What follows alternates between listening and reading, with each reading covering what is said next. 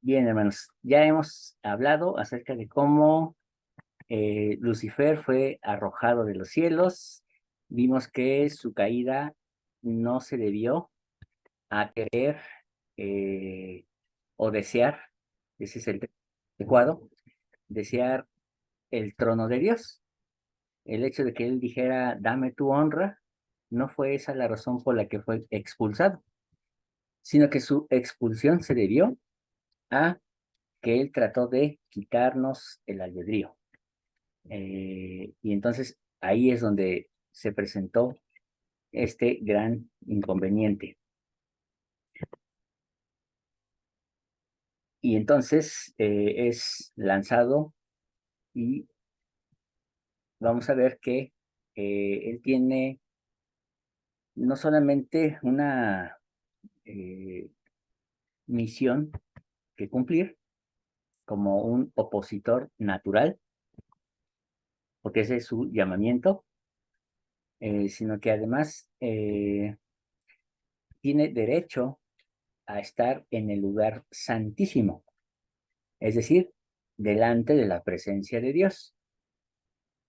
Y por esa razón es que él tiene acceso libre para estar en el jardín de Edén, y se le da ese derecho, eh, porque ciertamente su llamamiento lo requiere.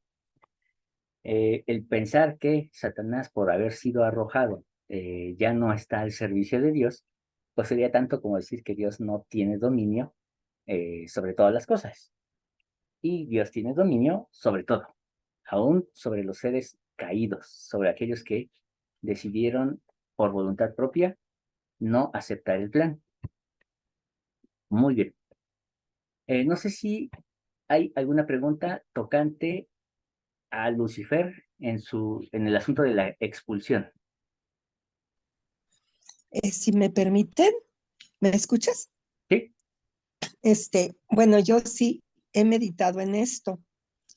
Él tiene acceso a la presencia del Padre.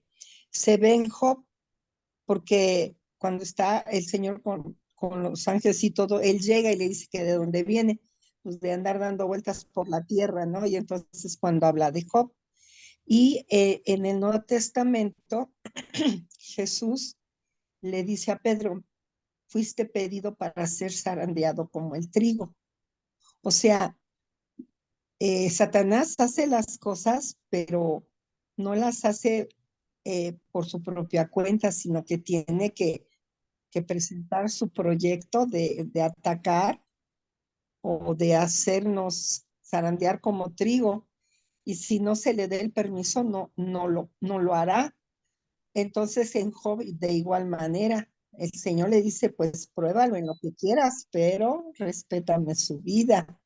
Ahí es donde yo veo que sí, él sigue trabajando para Dios y pues de alguna manera no fue tan, bueno, fue rebelde, quiso quitarnos el libre albedrío, etcétera, ¿no?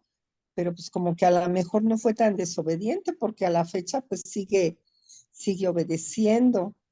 Y en una ocasión recuerdo que se mencionó que él no es el que viene y nos tienta y nos engaña y el diablo es malo, sino que son todos los otros demonios los que están trabajando por su cuenta, pues para que seamos pues infelices, porque ellos ya no pueden ser felices. Eso es lo que yo entendí referente a esto que preguntas. Y pues si estoy más o menos bien o mal, pues me dicen por favor, ¿sí? Muchas gracias. Gracias a usted, hermana. Eso que usted comenta es correcto. Finalmente, Satanás tiene una misión que cumplir hasta el último de los días, pero nada se puede hacer sin la autorización del Padre, sin que el Padre lo sepa. Así que entonces él tiene que presentarse ante Dios para, obviamente, solicitar y recibir esa autorización. A manera simbólica, lo encontramos en el libro de Job, pero sí debemos de tener bien claro que Satanás no es el responsable eh, de nuestros actos. eh, y quizá hasta tampoco de nuestros pensamientos, pero ciertamente es más cómodo tener un chivo expiatorio, alguien que lleve nuestras culpas y que sea más fácil mandarlo al desierto a que cumpla, ¿no? Con el pago. Pero sí está, es correcto, hermana. Muchas gracias. Hermana Alicia, adelante. Gracias.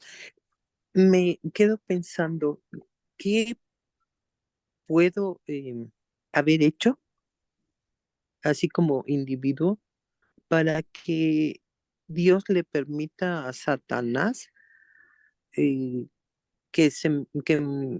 sí, que sea yo zarandeada? Hablo así en general, ¿eh? No, no nada más así de mí, sino qué acto o qué situación se pudo haber hecho para que Dios diga sí, a ver, zarandealo. Bueno, esa es una pregunta muy buena, muy interesante. Hay una historia, voy a hacerla resumen, que está en el Talmud. Eh, en el proceso de la creación, hermanos, parte de esa creación fue precisamente la creación de los ángeles, de los arcángeles, serafines, querubines, etcétera, etcétera. Todas lo que conocemos como las huestes celestiales. Eh, y entonces estos seres eh, decidieron subordinar su albedrío a Dios, es decir, anteponer sus propios deseos a los deseos de Dios. Es que entonces cuando se enteran de la creación del hombre, se oponen. ¿Pero por qué? ¿Por qué a ellos vas a dar el privilegio de llegar a ser como tú? No es justo. No son obedientes, no van a ser obedientes, van a ser insensatos, van a ser rebeldes, van a ser obstinados, ignorantes, etcétera, etcétera, ¿no? Podría describir mi vida ahí, ¿no? En todo eso. Pero bueno, eh, finalmente Dios les dice, bueno, este es el deseo y así se cumplirá. Y entonces, eh, en oposición a ello, muchos ángeles son desterrados y son arrojados. Obviamente, hermanos, esta historia se encaja en cierta forma con lo que sabemos del plan, lo que ocurrió, que hubo algunos que no estuvieron de acuerdo con ese plan y entonces terminaron siendo arrojados. Pero aquí lo que llama la atención es que eh, hay cierto grado de celos, porque obviamente nosotros que tenemos un cuerpo, fuimos de los grandes y nobles, pero muchos de los que fueron expulsados eran seres exaltados, o sea, ya eran seres exaltados. Nosotros nada más éramos nobles y grandes. Y entonces estos seres exaltados dices, ¿cómo le vas a dar a estos inferiores tantos privilegios, incluso de sentarse donde tú estás? Ahí es donde surgen los celos. Ahí es donde Satanás dice, bueno, yo quiero garantizar mi galardón, dame tu honra, antes de que me la ganen cualquiera de estos, ¿no? ¿Por qué? Porque dice Satanás, pues yo estuve tanto tiempo contigo, tantos, tan- tantos añísimos a tu lado, como para que le termines dando las bendiciones más altas a los humanos. Y entonces, obviamente, viene esa famosa rebelión.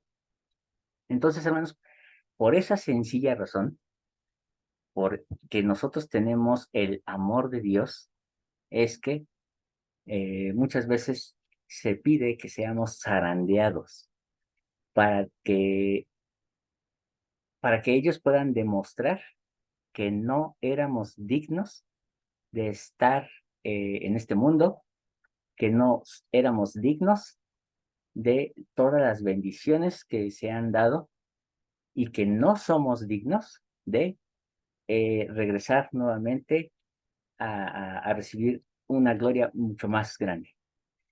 Entonces, hermanos, la próxima vez que usted se sienta zarandeado o zarandeada, tenga por seguro que hay un ser celoso de que usted esté recibiendo más bendiciones que cualquier otra persona. Cuando esté siendo zarandeado, es porque el Señor también le está bendiciendo a manos llenas. Pero a veces, hermanos, el zarandeo nos ciega y no nos permite ver las bendiciones que vienen de Dios. Entonces, es importante siempre estar bien atento para estar siempre agradecido con Dios. Permiso. Eso del zarandeo podría yo entenderlo como cuando, ¿por qué de repente me siento enferma, me da trabajo caminar? ¿Por qué me insultan en la calle? ¿Por qué la gente me trata mal? Mi misma familia a veces pues luego se enoja y ni me dice por qué y me deja de hablar, o hay problemas en el trabajo. ¿Ese es el tipo de zarandeo? Pregunto. Gracias. Es parte, hermana, sin embargo, hay un zarandeo que es mucho más alto, y dice el profeta José Smith en Doctrina y Convenios que es tan grande como el que tuvo que pasar Abraham. Es decir, el tener que ofrecer a su propio hijo en sacrificio. Entonces, imagínense, ¿no? Qué tan doloroso, eh, tan ofuscante para la mente podría ser. Eh, y obviamente es un dolor sumamente intenso, pero hermanos, si superamos nuestra prueba, entonces vendrán esas bendiciones en abundancia. Y el mejor ejemplo lo tenemos en Job. Job, en la mejor etapa de su vida, fue zarandeado, perdió todo, fue humillado e incluso maldecido. No obstante, soportó. No significa que no se haya quejado, no significa que no le haya dolido, pero ciertamente entre sus lágrimas y entre sus reclamos, Dios siempre le escuchó y entonces habló con él. Pero lo interesante es que la sanación de Job no llegó hasta el día en que él perdonó a sus amigos por la difamación que ellos hicieron de él. Entonces, imagínense, todavía además de ser zarandeado, no vino la restauración hasta el momento en que él dio el perdón a sus prójimos. Entonces, hermanos, hay mucho que aprender en esa historia. Y sí, todavía hay mucho más también que padecer. Pero no os quiero asustar, obviamente. No se asusten, porque ciertamente, como les digo, cuando esto suceda, hermanos, tenga por seguro que es porque Dios ya le está bendiciendo abundantemente. Carlitos. Sí, estaba escuchando las reflexiones y la verdad es que eh, me pongo a pensar de que hay un dicho, ¿no? Que dice que el que quiera azul celeste, que le cueste. Y a veces nos venden la exaltación en esta iglesia, la exaltación muy barata, muy barata. O sea, tú asistes a la capilla 2 horas, lees el manual, ven, sígueme, ya ni siquiera las escrituras, el manual. Y con eso, bueno, también vas al templo, a una sesión o dos, y ya es tan barata la exaltación que con eso la tienes. Y entonces lo que expresabas, ¿no? Pedro no le fue fácil, a Pablo no le fue fácil, a Abraham no le fue fácil, a José Smith no le fue fácil. Y José Smith le dijo, El Salvador, tú todavía no eres como mi siervo Job. Pero a nosotros nos ven en la exaltación baratísima, baratísima. Es más, paga tu diezmo y barato te lo dejo. No sé si la exaltación, estar con Dios, ser como Dios es tan barato. Yo no creo, ¿no? No me alcanza a mí, ni aunque diera el 90% de diezmo. Pero es tan barato en esta iglesia que bueno, ¿no? Que bueno, hay descuento. Pero sí creo que estos bofetones de Satanás, Pedro los sufrió bastante, Pablo los sufrió también, José Smith tuvo que entregar a sus hijos, a su esposa, y todavía no sabemos si les alcanza. Entonces, los bofetones de Satanás, o el zarandeo que se menciona, vale la pena si queremos la exaltación. La exaltación. Así es, Y aquí hay muchos que la quieren. Y qué bueno, ahora hay que pagar el precio. así es. Y bueno, Carlitos, finalmente esos zarandeos son individuales. Eh, Sí, Quizá esa es una de las, es una ventaja y una desventaja, ¿no? Porque no es un zarandeo como nación, aunque lo puede haber, sí, pero se trata más bien de un zarandeo individual, un zarandeo personal, que hoy el va, consuelo que tenemos es que va le más dijeron, allá no, de un diezmo, va más allá de la asistencia a la iglesia, ajá, y eso significa mayor comunión con Dios. ¿Qué significa? Que entonces tenemos que orar más, ayunar más, servir más. Entonces, eso, hermanos, es una experiencia espiritual, porque finalmente es una experiencia espiritual individual, que todas las iglesias la viven y todas las iglesias les es requerido. Bien, hermanos. Ahora bien, ya que tenemos en claro el por qué la serpiente fue arrojada, entonces ahora, hermanos, vamos a ver el versículo 5. Moisés 4, versículo 5, que está ahí en sus pantallas. Y para avanzar rápido, lo voy a leer. Dice, ahora bien, la serpiente era más astuta que cualquiera de las bestias del campo que yo, Dios el Señor, había hecho. Am, Ahora, bueno, vamos primeramente a analizar el versículo 5. La palabra astuta que aparece aquí se nos da como referencia en Génesis 3, versículo 1, que dice, ahora bien, la serpiente era astuta, más que todos los animales del campo que Jehová había hecho, la cual dijo a la mujer, con que Dios os ha dicho, no comáis de ningún árbol del huerto. Bueno, eh, obviamente es estas referencias que a veces tienen la, la- las escrituras, son como el diccionario Larousse, que nos dejan en las mismas, ¿no? ¿Por qué razón? Porque obviamente lo que necesitamos entender que es la palabra astuta. Eh, pero no solamente eso. Cuando nos vamos al capítulo anterior, en Moisés 3, y nos vamos al último versículo, dice Moisés 3, versículo 25. Y estaban ambos desnudos, el hombre y su esposa, y no se avergonzaban. Entonces, ¿por qué es importante? Porque aquí la palabra desnudos tiene la misma raíz etimológica que la palabra astuto. Y ahorita les voy a poner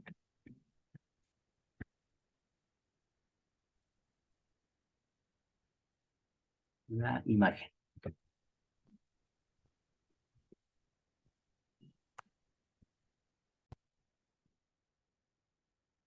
Ok, en sus pantallas, hermanos, eh, estamos viendo lo que es la Biblia paralela, que encontramos en línea, es gratis para que ustedes también puedan usarla. Y aquí encontramos, obviamente, las expresiones en español, en hebreo moderno y en hebreo antiguo. Voy a tratar de, bueno, a ver, de hacerlo grande. Y entonces tenemos Génesis 25 y Génesis 3:1, donde vemos que, donde dice, estaba desnudo, y vemos la palabra en hebreo, Arumim, desnudos, en plural, la terminación min, estaban desnudos, pero cuando vamos a Génesis 3:1, cuando se nos habla de la serpiente, que era Arum, entonces Arum y Arumim, la única diferencia es el plural. Entonces, hermanos, nos habla de una serpiente desnuda, de una serpiente astuta, que era sigilosa, pero se nos habla de un matrimonio astuto y que no se avergonzaban, que estaban desnudos y ciertamente no se avergonzaban. Hermanos, desde su punto de vista, así que estas de las cosas que no están escritas, ustedes son libres de expresar lo que se les venga a la mente. Para ustedes, ¿qué relación podría existir entre ser astuto y estar desnudo?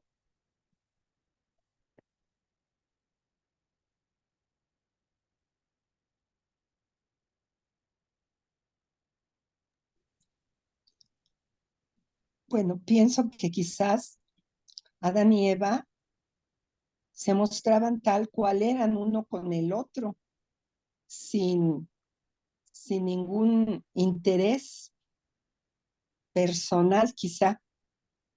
Y con Satanás, al ser astuto, al mostrarse como era, lo hacía, pero buscando un beneficio personal, hacer que cayeran, engañarlos, tal vez eso sea, ¿no? El ser desnudo, mostrarse tal cual se es, pero sin buscar un beneficio personal afectando a otro. Y con el maligno, pues él también se mostró tal cual, pero maquillando o manipulando todo esto que él sabía para obtener un bien para él, perjudicando a otros. No sé si me expliqué. Claro que sí, hermana. Y es muy, muy bueno lo que se dijo. Técnicamente, entonces, dice, más allá de la serpiente, quien estaba hablando se presenta de una manera directa, es decir, desnuda su alma, y muestra realmente quién es, ¿no? Pero, Sí, pero digo, también estoy de acuerdo con la hermana. Solo quería saber por qué tendrían que avergonzarse Adán y Eva. Yo leía eso y decía, bueno, desnudo significa sin conocimiento, porque decimos que Adán y Eva no tenían pena de mostrarse desnudos físicamente, pero tal vez sería desnudo, es decir, sin el conocimiento que Dios tiene. Y la pregunta es, ¿por qué deberían de avergonzarse de no tener conocimiento? ¿No? ujú, Y la otra es que Satanás, no sé si sí se avergüenza frente a Dios, porque la característica de Adán y Eva es de que ellos no se avergonzaban en frente de Dios ni en frente de ellos mismos. Y no sé si Satanás se avergüenza de presentarse ante Dios. Opino que sí, ok. porque ahí está claro, ¿no? Bien, y aquí hay algo que obviamente vamos agregando. Nos habla Carlitos acerca de el conocimiento. Sin conocimiento es estar desnudo, en Sí, una cierto grado de ignorancia. Al ignorar que uno es ignorante, pues simplemente no hay razón para avergonzarse. Ahorita vamos a ir analizando algunas piezas, para ver si realmente ellos estaban 100% ignorantes o hay algo más. Pero es cierto, está también en relación a algo que se sabe, es decir, a un conocimiento. Gracias, Carlitos. Hermano Enrique. Lo que yo veo es que Satanás sí tenía el conocimiento, ¿no? Ujú. De hecho, la frase que andas haciendo, lo mismo que hemos hecho en otros mundos, o sea, él ya tenía práctica. Él está viendo con otros ojos diferentes a los que en la situación en que está Adán y Eva.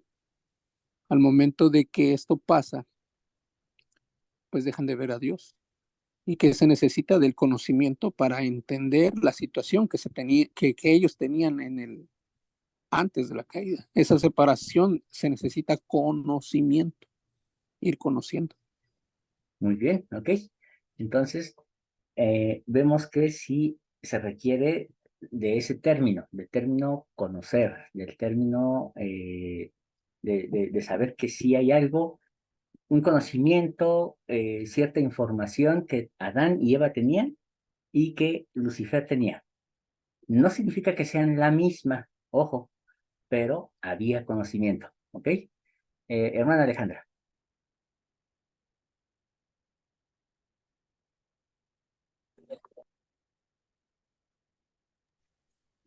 Hermana, yo quiero preguntar por qué cuando Adán y Eva salen del Edén, cubren su desnudez con las, con, porque, o sea, en relación a lo que ahorita usted está hablando.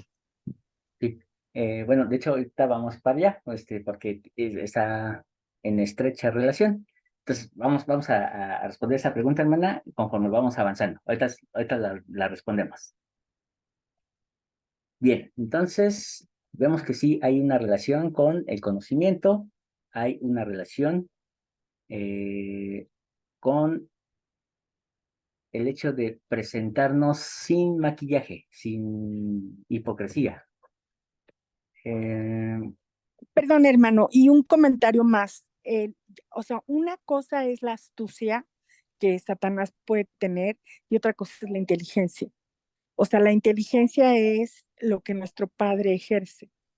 La astucia es, según yo puedo comprender, tiene que ver con una acción que tiene ventaja sobre otro, ¿no? sí, sí. Es pregunta. Ok. Eh, Permítanme un momentito. Enseguida estoy con ustedes.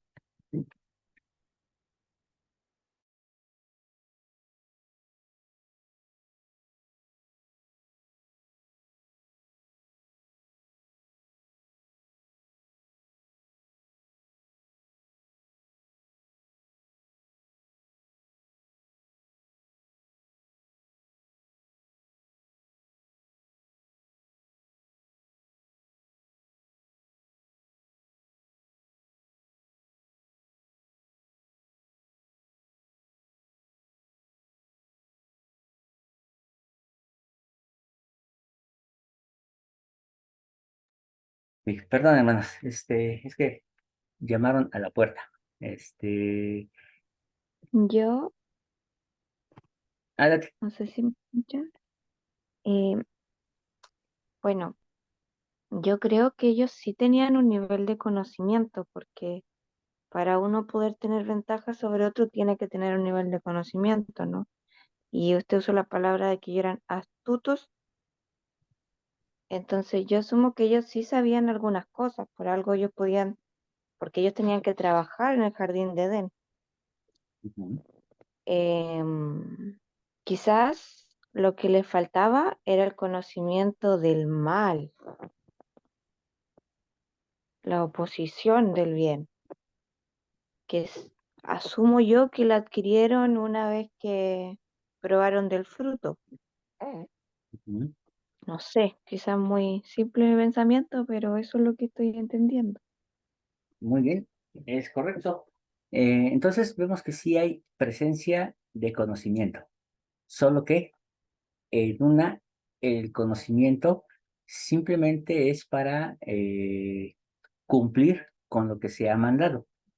En este caso, la astucia de Adán y Eva era para cumplir con los designios que se les habían encomendado en el jardín de Edén. Y sabían que tenían otras cosas que cumplir, aunque no sabían cómo.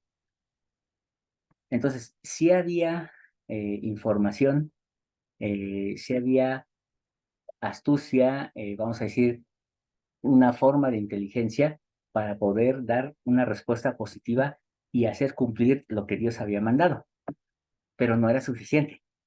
Cuando la serpiente se presenta con conocimiento, con el mismo conocimiento de cosas que Dios sabía que se tenían que cumplir, que se tenían que hacer. Ahora bien, ciertamente vemos que la serpiente ya traía una intención más todavía, que va más allá. Vamos a volver nuevamente a nuestra escritura. En Moisés capítulo 4. Y entonces,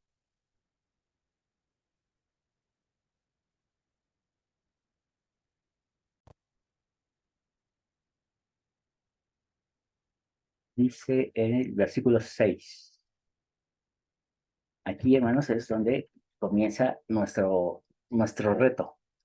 Dice, y Satanás incitó el corazón de la serpiente, porque se había llevado a muchos en pos de él, y procuró también engañar a Eva, porque no conocía la mente de Dios, de manera que procuraba destruir el mundo. Hermanos, aquí este versículo, que no está en la Biblia, es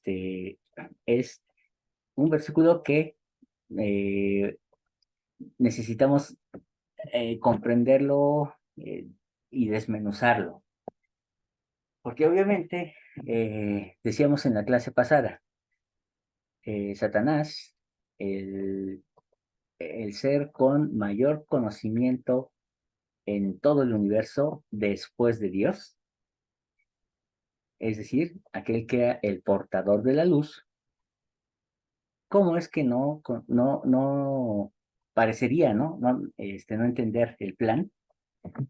Pero la escritura nos muestra claramente que no es que no conociera el plan, lo que no conocía era la mente de Dios.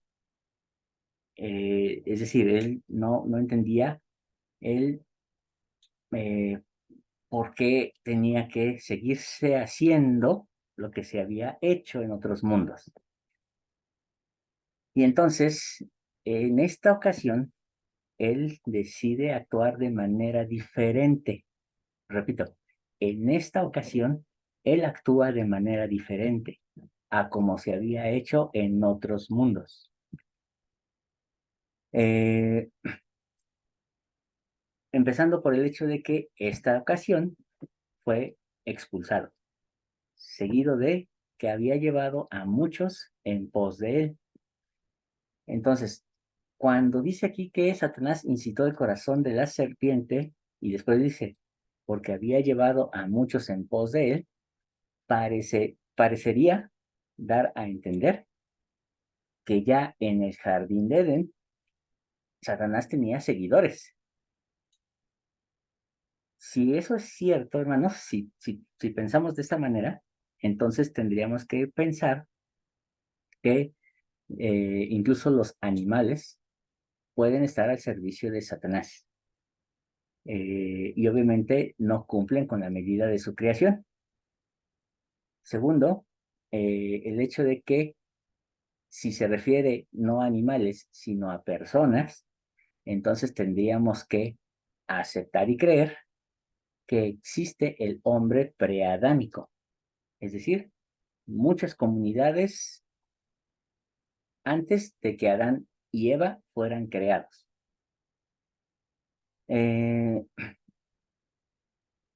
Por el hecho de que se nos habla en pasado de que él ya había llevado a muchos en pos de él.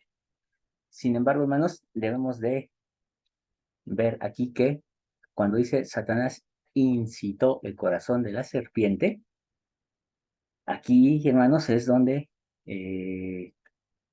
vamos a darnos cuenta de que hay una separación. Una cosa es el Satanás, el Satán, y otra cosa es la serpiente. Y entonces dice que la serpiente incita a, perdón, el Satán incita a la serpiente. Quien se manifiesta a Eva es la serpiente. Y hermanos, la palabra serpiente en hebreo tiene la misma raíz que la palabra serafín. Entonces, sería algo así, como que Satanás incitó el corazón del serafín porque se había llevado a muchos en pos de él, es decir, en la vida premortal, cuando él es arrojado. Entonces, ahí, hermanos, ya encaja mucho mejor el sentido de la escritura. No está hablando de que había llevado a muchos en esta tierra, o que había llevado a muchos de los animales del jardín de Edén, sino que está refiriéndose a un ser angelical, a un serafín, y que se lo había llevado junto con muchos otros. Y procuró también, es decir, además de lo que ocurrió allá arriba, procuró también engañar a Eva. Y ese procuró, hermanos, ¿qué nos da a entender? El hecho de que se diga procuró. ¿Se afanó? Así es. Lo hizo más de una vez. Entonces, nos queda menos de un minuto. Cierro sesión